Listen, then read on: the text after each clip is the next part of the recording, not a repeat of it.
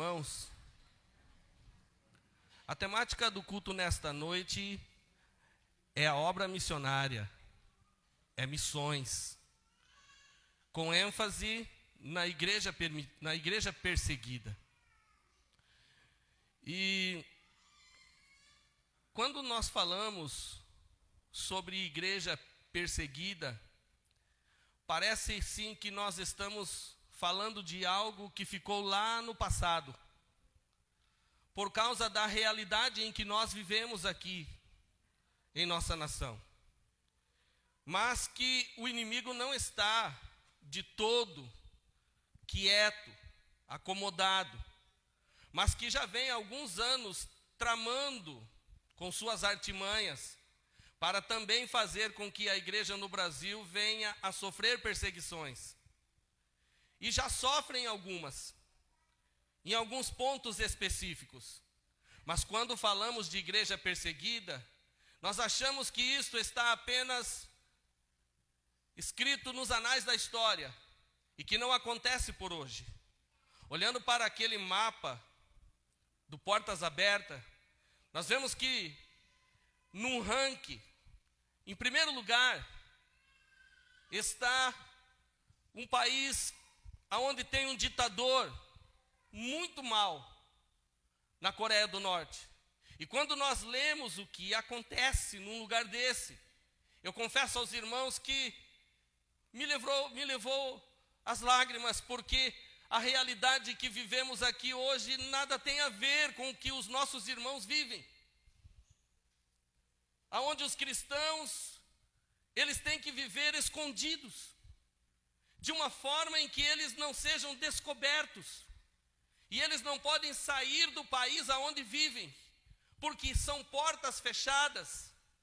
E quando alguém descobre e vem denunciar esta família de cristãos, o homem da família, os filhos do sexo masculino, são tomados o seu direito de moradia, de alimentação, e são levados a campos de trabalho para o governo, trabalhos forçados e pesados, para trabalhar apenas por uma pouca refeição, a ponto de desnutri-los até levá-los à morte, por não negar a Cristo.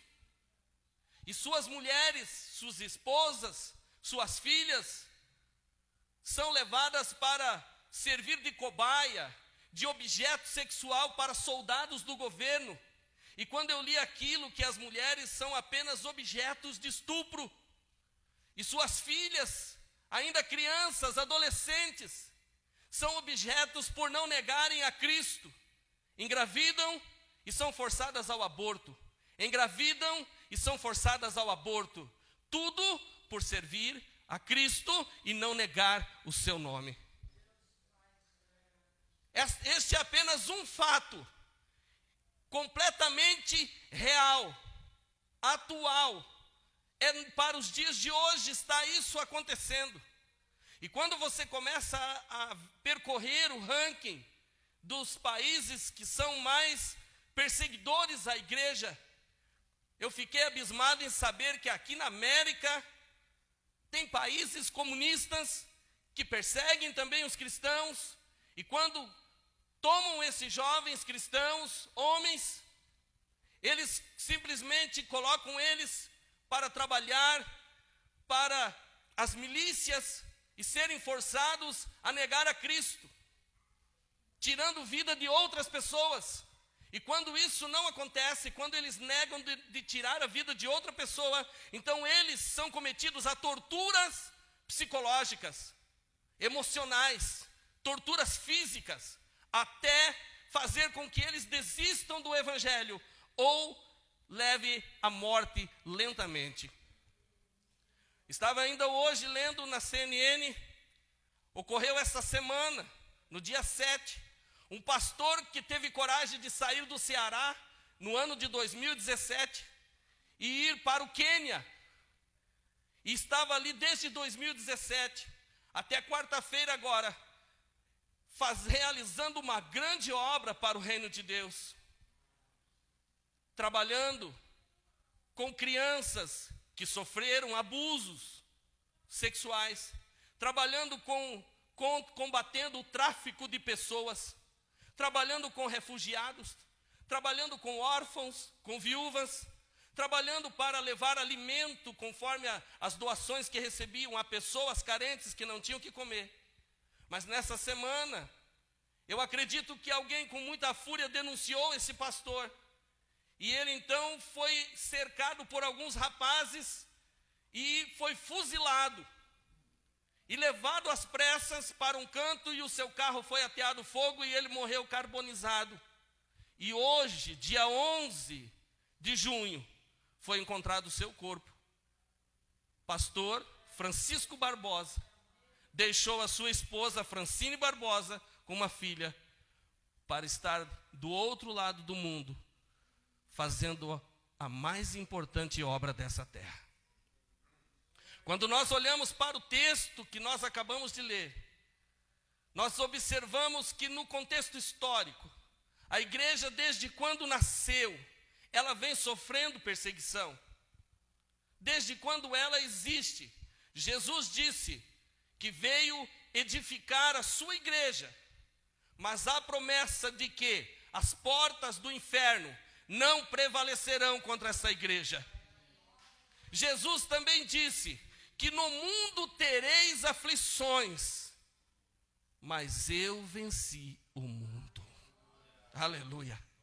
Quando nós vemos que a igreja de Éfeso, ela conhece o evangelho através da vida do apóstolo Paulo, que na sua segunda viagem missionária deixou ali um casal abençoado, um casal de judeu convertido por nome Áquila e Priscila.